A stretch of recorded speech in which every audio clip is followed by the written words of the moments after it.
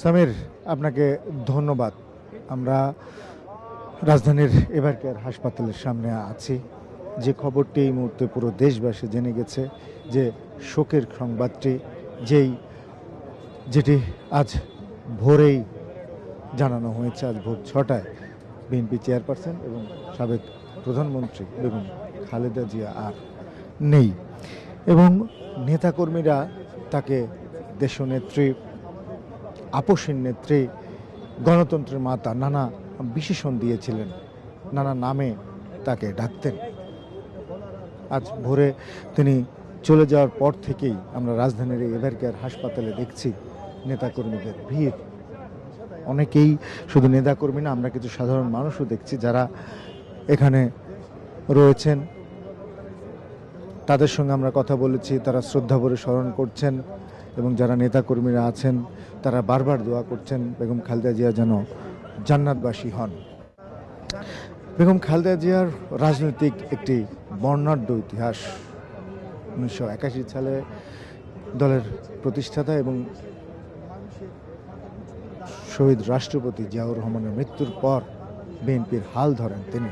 1982 সালে বিএনপির দায়িত্ব নেওয়ার পর থেকে বিএনপি নানা সংকটে তিনি নেতৃত্ব দিয়েছেন, এবং খুবই অল্প সময়েই বলা যায় নানা আন্দোলন, নানা কর্মসূচির পর 1991 সালের নির্বাচনে তিনি দেশের প্রথম নারী প্রধানমন্ত্রী নির্বাচিত হন। তখন থেকেই কিন্তু তিনি শুধু বিএনপি না, বাংলাদেশের নেত্রী হন, এবং বাংলাদেশকে তিনি নেতৃত্ব দিয়েছেন, এবং দলের, বিএনপির মতো একটি বড় রাজনৈতিক দলের নানা চড়াই উতরায়ে তিনি নেতৃত্ব দিয়েছেন। এবং পরবর্তীতে 2001 জাতীয় নির্বাচনে তিনি আবারও প্রধানমন্ত্রী হন, এবং 1991 নির্বাচনে তিনি প্রধানমন্ত্রী হওয়ার পর তিনি তার শিক্ষাক্ষেত্রে বিভিন্ন পদক্ষেপ এবং নারী শিক্ষা এবং নারী কর্মসংস্থানে তার ভূমিকাগুলো আন্তর্জাতিকভাবে স্বীকৃতি পায়, আন্তর্জাতিকভাবে প্রশংসিত হয়, এবং রাজনৈতিক নেত্রী হিসেবে তিনি নানা চড়াই উতরায়ে বলিষ্ঠ ভূমিকা রেখেছেন। এবং 5ই আগস্ট আওয়ামী লীগের পতনের পর 7ই আগস্ট নয়াপল্টনে কেন্দ্রীয় কার্যালয়ের যে সমাবেশ, সেখানেও তিনি সৌহার্দ্যের কথা বলেছেন, সম্প্রীতির কথা বলেছেন, এবং নেতাকর্মীদের ধৈর্য রাখার কথা বলেছেন, এবং বারবার তিনি বলেছেন যে নেতাকর্মীরা যেন ধৈর্য ধারণ করে এই সংকটকালীন সময়ে গণতন্ত্রের উত্তরণে তারা ভূমিকা রাখে। এবং তার কথা অনুসরণ করেই কিন্তু দলের মহাসচিব মির্জা ফখরুল ইসলাম আলমগীর সহ স্থায়ী কমিটির সদস্য এবং অন্য নেতারাও সেই কথাই বলতেন। এবং দীর্ঘ 17 বছর নির্বাচিত জীবন শেষে 25 ডিসেম্বর যখন বিএনপির ভারপ্রাপ্ত চেয়ারম্যান তারেক রহমান দেশে ফিরেন, তার অভ্যর্থনা মঞ্চেও কিন্তু তিনি তার মা এবং সাবেক প্রধানমন্ত্রী বিএনপি চেয়ারপারসন বেগম খালেদা জিয়ার জন্য দোয়া চেয়েছেন। তবে শেষ পর্যন্ত চিকিৎসকরা সর্বোচ্চ চেষ্টা করেও তাকে আর রাখতে পারেননি। তিনি আজ ভোর 6টায় বিদায় নিয়েছেন। তবে অসংখ্য নেতাকর্মীরা এসেছেন, তারা তার বেগম খালেদা জিয়ার যে আদর্শ, যে রাজনৈতিক বিচক্ষণতা, সেটি তাদের অনুপ্রেরণা। আমরা দেখিয়েছি অনেক নেতাকর্মীরা এসেছেন। আমরা একজনের সঙ্গে কথা বলবো। আপনি কখন এসেছেন এবং কখন খবর পেয়েছেন? আমরা সকালেই খবর পেয়েছি। সকালে খবরে আমরা প্রায় 6:30টার দিকে এখানে উপস্থিত হয়েছি। আমাদের দেশের একজন অভিভাবক, দেশের বেগম খালেদা জিয়া মারা গেছে, এটা আমাদের জন্য খুব কষ্ট। আমরা এই এমন কষ্ট আমাদের মনে উপলব্ধি করার মতো, সহ্য করার মতো ছিল না। আমরা এসেছি, সবাই এসেছে।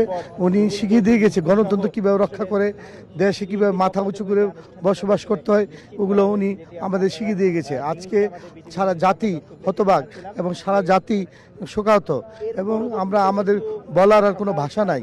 আমাদের কলি রক্তে, হৃদয়ের ভিতরে হৃদয় ক্ষরণ হচ্ছে। আর যাই হোক, আমরা ওনাকে শান্তিতে, উনি মরেছেন, এবং ওনাকে আমরা মনে করি যে এই দেশের একজন অভিভাবক হারাইছে আজকে। সামির, আপনি শুনছিলেন যে বিএনপির একজন সমর্থক বেগম খালেদা জিয়ার আত্মার শান্তি কামনা করছিলেন এবং তার যে নীতি আদর্শ সেটির কথাই বারবার বলছিলেন। এখন যেটি আলোচনায় কিংবা মানুষজন জানতে চাচ্ছে, মৃত্যু পরবর্তী যে ধর্মীয় কিছু রীতিনীতি আছে, কিছু কর্মসূচি আছে, সেগুলো কখন হবে। আসলে অফিসিয়ালি বিএনপির পক্ষ থেকে কিছু জানানো হয়নি, তবে আমরা যেটি জানতে পেরেছি যে আগামীকাল মানিক মে অ্যাভিনিউতে তার নামাজে জানাজা অনুষ্ঠিত হতে পারে। কোথায় দাফন করা হবে সেটিও নিশ্চিতভাবে বলা যাচ্ছে না, তবে তার স্বামী এবং বিএনপির প্রতিষ্ঠাতা সাবেক শহীদ রাষ্ট্রপতি জিয়াউর রহমানের কবরের পাশেই তাকে সমাধিস্থ করা হতে পারে, সেখানে দাফন করা হতে পারে, এটা আমরা বিভিন্ন সূত্রে জেনেছি। তবে অফিসিয়ালি আমরা যেটি বারবার বলছি, অফিসিয়ালি এখন আমাদেরকে কেউ কিছু নিশ্চিত করেনি। তবে এটি নিয়ে নানান বিএনপি স্থায়ী কমিটির সদস্যরা বৈঠক করছেন এবং প্রধান উপদেষ্টার সঙ্গে তার যমুনার রাহুল, আপনাকে ধন্যবাদ।